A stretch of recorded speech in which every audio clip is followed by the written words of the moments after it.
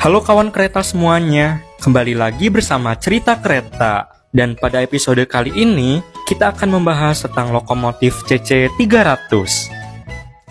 Sejak tahun 1960-an, Indonesia sudah dapat merancang serta membuat lokomotifnya sendiri, dengan berupa lokomotif langsir berukuran kecil karya Balaiasa Manggarai dan Yogyakarta.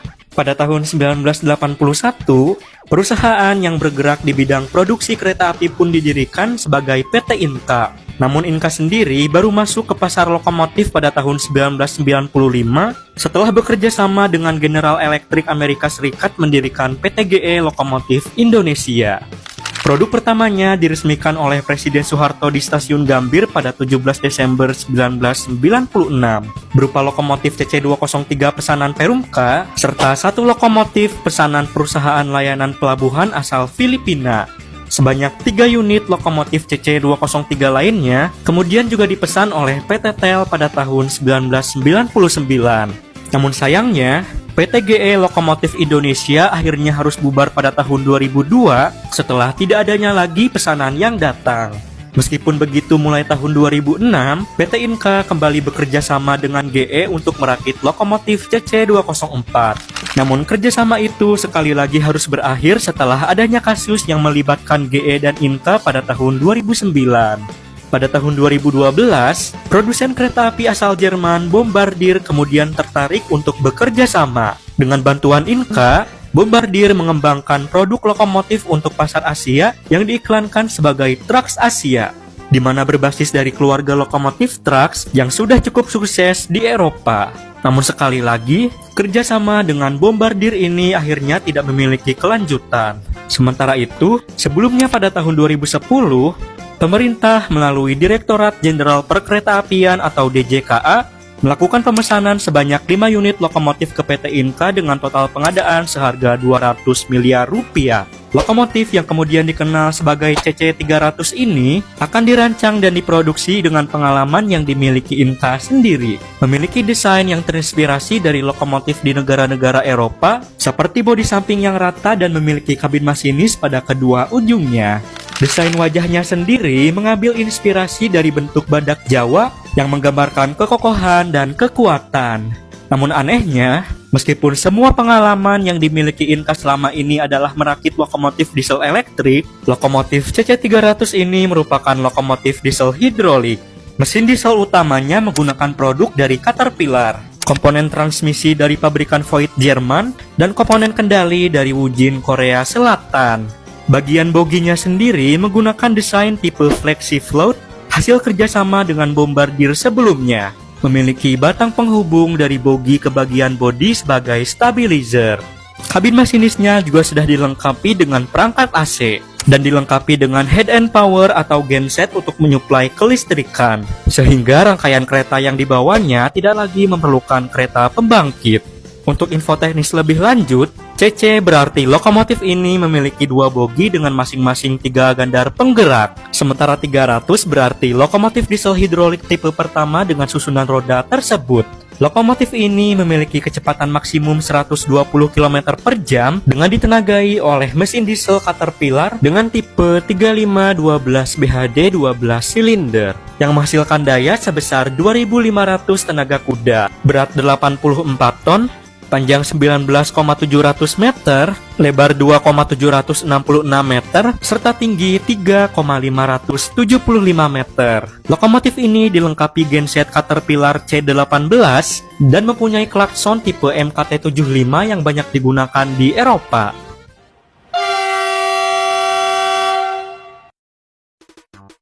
Sebanyak 3 lokomotif selesai diproduksi pada tahun 2012 dan diberikan nomor CC300-1201, CC300-1202, dan CC300-1203 dengan livery yang berwarna merah polos.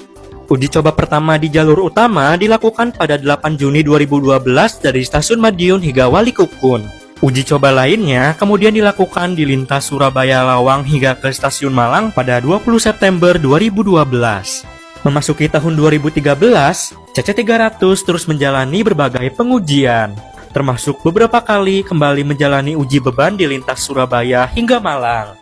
PT KAI sendiri diketahui tidak tahu jika PT Inka sedang mengembangkan lokomotif rancangannya itu. Bahkan pada tahun 2013, KAI mendatangkan sebanyak 100 lokomotif diesel elektrik baru CC206 langsung dari GE di Amerika Serikat. Pada awal tahun 2014, sebanyak 2 unit lokomotif CC300 lainnya selesai diproduksi, mendapatkan nomor CC31401 dan CC31402. Kedua lokomotif ini memiliki kaca depan tambahan untuk memperluas pandangan masinis, serta livery dengan tambahan corak garis berwarna merah putih. Setelah keduanya selesai menjalani tahapan uji coba, kelima lokomotif CC300 pun akhirnya resmi diserahkan oleh Inka ke DJKA sebagai pemiliknya. Dengan dinasan pertamanya adalah membawa kereta kedinasan dari Solo ke Madiun dan sebaliknya pada 26 Juni 2014. PT Inka mengklaim bahwa CC300 dapat menerjang jalur yang terendam banjir. Hal ini sebenarnya merupakan hal yang lumrah pada lokomotif tipe diesel hidrolik dikarenakan tidak adanya motor listrik di bagian bogi seperti pada lokomotif diesel elektrik. Inka juga mulai menawarkan CC300 ke berbagai negara seperti Myanmar, Thailand, hingga Bangladesh yang dianggap membutuhkan lokomotif anti banjir ini. Namun PT KAI sebagai operator kereta api di Indonesia sendiri sama sekali tidak menunjukkan minat pada CC300. Hal ini dikarenakan KAI sudah tidak tertarik lagi dengan lokomotif tipe diesel hidrolik akibat biaya operasionalnya yang lebih mahal dan juga perawatan yang merepotkan. Pembelian lokomotif diesel hidrolik terakhir kali dilakukan KAI pada tahun 1986 silam, di mana mulai tahun 1995 seluruh lokomotif diesel hidrolik yang ada di Pulau Jawa tidak lagi mendapatkan jatah perawatan dan overhaul, yang membuat jumlahnya kemudian terus berkurang. Alasan utama lainnya adalah karena CC300 dengan harga 35 hingga 40 miliar sendiri terlalu mahal dan belum teruji kehandalan dan performanya. Berbeda dengan lokomotif diesel elektrik produksi GE yang performanya sudah sangat teruji dan juga dengan harga yang jauh lebih murah. Karena bukan dimiliki KAI, CC300 tentunya tidak diperuntukkan untuk membawa layanan kereta yang dioperasikannya, melainkan hanya digunakan sesekali saja untuk menarik sarana-sarana milik DJKA lainnya seperti gerbong angkutan balas serta rangkaian kereta kedinasan.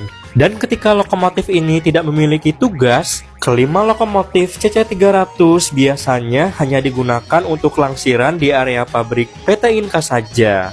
Dan meskipun CC300 sudah dilengkapi dengan genset, rangkaian kereta kedinasan yang cukup sering dibawa lokomotif ini sendiri masih membawa kereta pembangkit, sehingga membuat genset CC300 sangat minim penggunaannya.